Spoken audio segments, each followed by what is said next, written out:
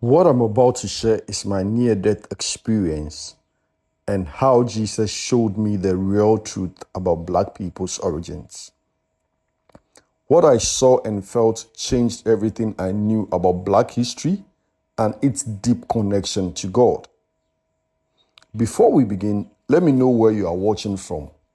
It is great to connect, even if we are far apart.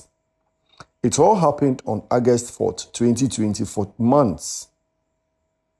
I had been struggling with health issues, always tired, in pain, and doctors couldn't find the cause. But on that evening, everything changed. I was sitting in my living room, talking to my wife about our kids and their homework, when suddenly everything went dark. The next thing I knew, I was outside of my body.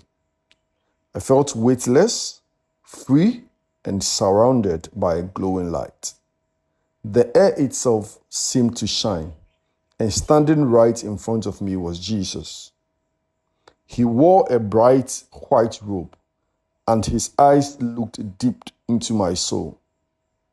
I felt love, peace, and comfort like never before. All my fears disappeared because I knew I was with someone who had all the answers. Jesus didn't speak at first, but then he gently said, "Welcome, Kozlov. You are here for a reason." I had so many questions in my mind, but before I could speak, Jesus began to explain things that would change how I saw the world. One of the first things he revealed was the truth about the curse of Ham. Growing up, I had heard that Black people were cursed because of Noah's son Ham. This idea had been used to justify slavery and racism for centuries. But Jesus told me that this was a complete misunderstanding. "Kozlov," he said, "the curse of Ham has been misunderstood for centuries. The curse was never on Black people." I was shocked. Jesus explained that the curse was actually placed on Canaan, Ham's son, not on Ham himself. The Bible in Genesis chapter 9, verse 18 to 29 says that Noah got drunk and was sin uncovered by Ham. Because of this, Noah cursed Canaan, not Ham or all of Ham's descendants. But over time, people twisted this story to justify treating Black people unfairly.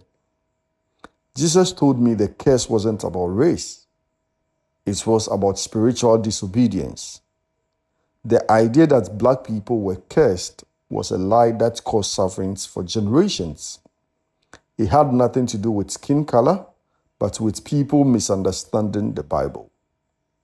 Then Jesus showed me the real origins of Black people. "Kozlov," he said, "Black people were never cursed. They were blessed." He showed me how Ham's descendants, Cush, Mizraim, and Put, were part of God's divine plan. Cush, he explained, was the father of the great civilization. The kingdom of Cush was powerful and wise, and it was the father of all great African civilizations. It stood next to Egypt as one of the greatest civilizations in history. Jesus smiled and continued. The name Cush means black in the Bible, but black was never a curse. It was a sign of beauty, strength, and power. I felt my heart race as I realized that Black history had been rewritten and distorted for centuries. Jesus showed me that the African nations, Ethiopia, Nubia, Cush, and Egypt were blessed by God. These nations were filled with wisdom, leadership, and divine favor. Then he spoke about Egypt. I had always been fascinated by Egypt's history, its pyramids, kings, and powerful rulers. But Jesus showed me something deeper. Egypt, he said, was not just a place of slavery. It was a center of knowledge, wisdom, and spiritual learning. The Egyptians were chosen to share wisdom with the world. I was stunned.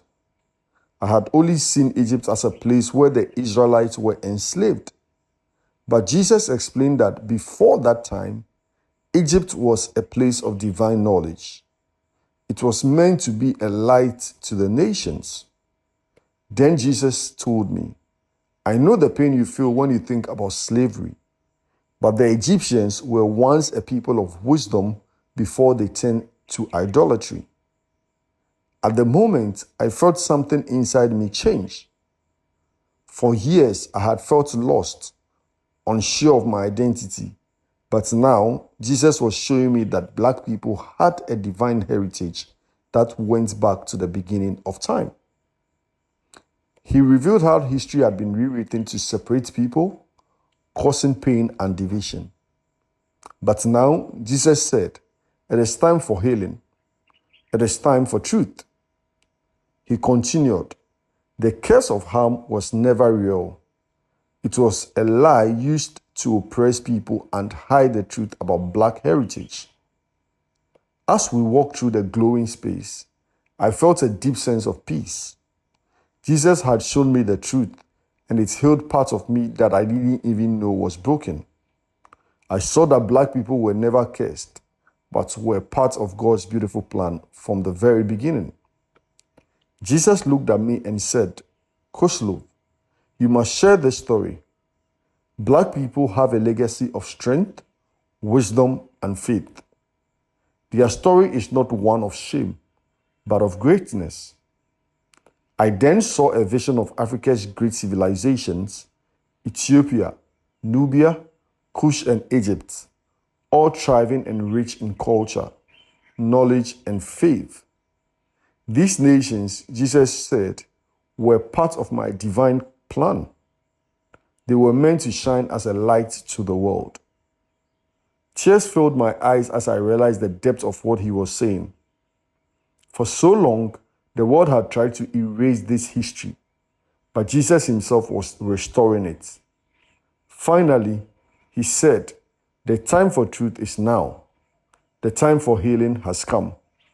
And with that, I woke up.